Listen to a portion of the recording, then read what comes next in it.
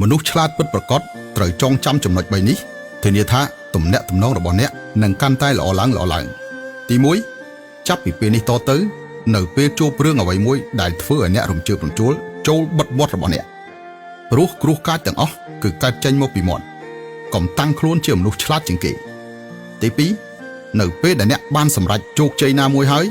កុំទៅដើរបង្ហាញវាគ្រប់ទិសទីកុំធ្វើឲ្យអ្នកដទៃច្រណែនឈ្នានេះអ្នកបានសង្កេតឃើញទេថាផ្កាដែលស្អាតជាងគេតែងតែជាផ្កាដំបូងគេដែលត្រូវបានគេបេះដើមឈើដែលលូតត្រង់ស្អាតជាងគេតែងតែជាដើមឈើដែលត្រូវបានគេកាប់មុនគេមនុស្សដែលមានទេពកោសល្យតែងតែត្រូវបានគេវាយប្រហារមុនគេ